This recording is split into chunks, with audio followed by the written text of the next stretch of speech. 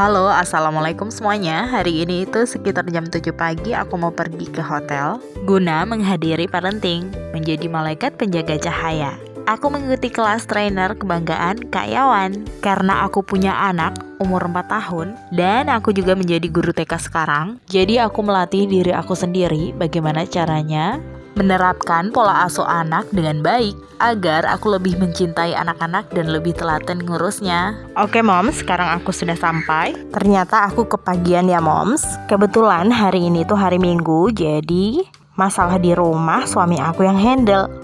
Seperti cuci baju. Tapi kalau untuk makanan aku sudah belikan ya di warung. Jadi aku keluar rumah juga sudah dapat izin dari suami aku dan aku juga diantar. Untung banget aku dapat suami yang pengertian dengan aku dan aku bisa keluar rumah. Ya hitung-hitung biar aku pinter lah. Pinter ngurus anak. Oke moms, lanjut. Ini sudah mulai acaranya. Aku duduk di bagian kursi keempat ya moms, karena aku pengen duduk di samping teman-teman aku. Enak gitu ya moms kalau kita duduk di samping teman-teman yang kita kenal. Jadi kalau diskusi itu gampang dan tidak canggung-canggung lagi. Oke moms, di sini aku icip-icip kuenya itu enak banget loh moms. Nah, selesai aku makan kuenya, aku ambil video Kak Yawan. Oh iya moms, tadi itu bener-bener mewek aku ya moms. Berasa seperti dihipnotis gitu. Karena pembahasannya itu tentang anak dan orang tua. Bawaannya nangis mulu. Terus juga nih mom, HP dinonaktifkan. Jadi benar-benar fokus. Jadi tadi ambil videonya cuman singkat banget. Terus lanjut foto-foto. Oke lanjut, aku nunggu suami aku di depan karena aku bakalan dijemput. Jadi jarak rumah aku ke sini itu deket banget ya moms.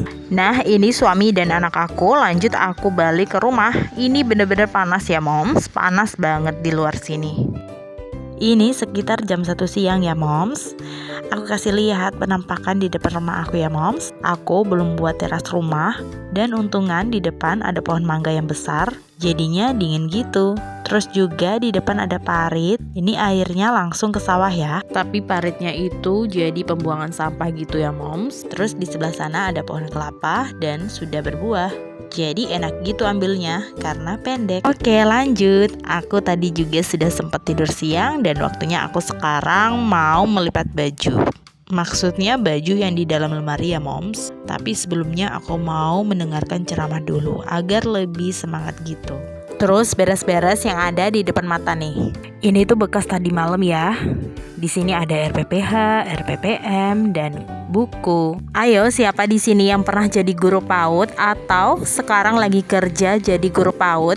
Pasti kalian selalu buat RPP kan? Bisa komen-komen di bawah ya. Jadi aku mau cerita sedikit tugas harian guru PAUD mulai dari datang sampai pulang. Tuh ngapain aja ya? Oke moms, jadi siapa tahu ada calon guru PAUD di sini yang gak ada basic sama sekali, yang awam dengan dunia pendidikan, terkhusus pendidikan anak usia dini. Kalau anak SD sih itu sudah mengerti ya mom, tapi untuk PAUD itu sebenarnya paket komplit. Semuanya moms harus kuasai. Nih aku kasih tahu ya moms, kalau di awal-awal itu memang riwah banget.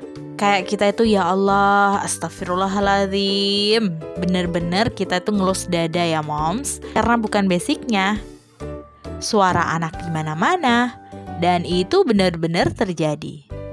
Mudah sih sebenarnya, asal kita mau bersungguh-sungguh. Dan terutama harus sayang dengan anak. Ini pengalaman aku sendiri ya moms. Guru PAUD itu ngapain aja dari pagi sampai siang? Yang pertama, kalian wajib datang pagi ke sekolah. Disesuaikan dengan sekolah yang masuknya jam berapa. Terus, kalian harus persiapkan LKS buat tematik. Yang kedua, menyapu. Ada sekolah yang menyediakan tugas kebersihan sendiri dan ada juga yang tidak. Jadi kalau aku menyapu sendiri. Pastikan lingkungan sekolah itu bersih ya moms. Dalam satu pekan aku ada piket kebersihan dan piket penyambutan anak. Jadi aku berdiri di pintu gerbang sekolah ya moms. Oke lanjut. Kita menyambut anak berdiri di gerbang sekolah. Setelah itu bersalaman dengan anak. Kita harus membungkuk ya, harus sejajar dengan anak. Ketika bersalaman, itu anaknya disapa penuh dengan senyuman. Assalamualaikum, anak solih-solihah. Wah, hari ini Syifa cantik sekali. Diantar sama siapa tuh? Seperti itu ya contohnya. Atau, wah, Syifa semangat sekali ke sekolahnya.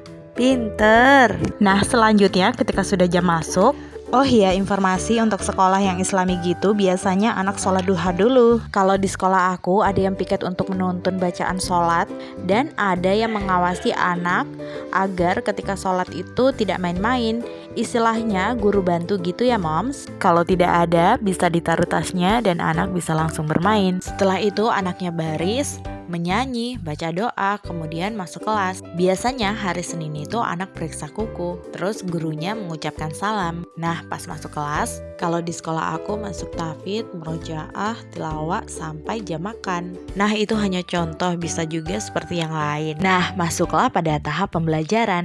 Jadi, guru itu ada tugas harian yang perlu diketahui. Ada namanya membuat RPP, Rancangan Pelaksanaan Pembelajaran. Dalam RPP itu sudah tersusun secara sistematis langkah-langkah anak itu akan belajar apa untuk hari itu. Oh iya, just information, ada sekolah yang sudah mempersiapkan prota, prosem. Itu biasanya sudah ada. Untuk kamu yang awam, wajib bertanya ya, bagaimana sistemnya? Apa membuat RPP sendiri atau dari sekolah? Tapi biasanya zaman sekarang itu guru-guru bisa bebas berkreasi ya, membuat rancangan sendiri. Karena seiring perkembangan zaman, anak juga harus dikasih pembelajaran yang lebih upgrade, yang lebih dekat dengan dunia anak pada zaman sekarang. Nah, setelah belajar sekitar jam 10, biasanya anak makan bersama. Nah, dalam makan bersama, anak membaca doa dulu. Bisa kita ingatkan larangan makan minum sambil berdiri, atau kalau butuh bantuan bilang tolong. Pokoknya apapun anak minta tolong itu harus segera dibantuin ya, dengan inisiatif kita sendiri ya. Setelah habis makan, beres-beres, lanjut anak-anak istirahat. Nah, dituntun bermain, mata kalian harus banyak, harus diawasi. Karena anak TK itu rentan sekali berkelahi. Jangan sampai anak kenapa-kenapa ya. Setelah bermain, masuk ke dalam kelas. Atau masih belajar lagi tematik. Bisa juga anak siap-siap mau pulang. Nah, terus nanti ditanya-tanya bagaimana perasaan hari ini, seneng gak?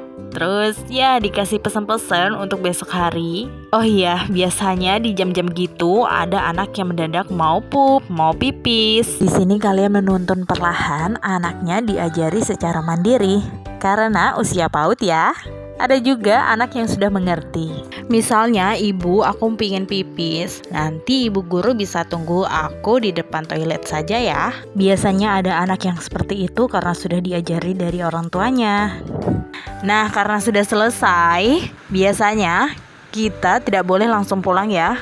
Kalau misalkan ada anak yang belum dijemput. Oh iya, aku ingatin sekali lagi ya. Apapun yang menyangkut anak seperti membantu membukakan botol minum, mengikat tali sepatu, terus meruncing pensil, menutup tempat makanan, semuanya harus dibantu ya. Nah, itulah contoh-contoh tugas harian yang perlu kamu lakuin ketika kamu mau mengajar di sekolah PAUD.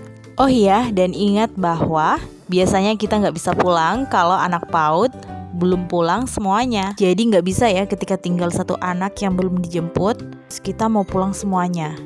Terus anak itu ditinggal di sekolah sendirian. Itu sama sekali nggak bisa ya. Jadi harus ditunggu anaknya dijemput sama orang tuanya dulu, terus kita bisa pulang. Itulah tadi rangkaian dan tugas-tugas harian guru PAUD yang wajib kamu ketahui.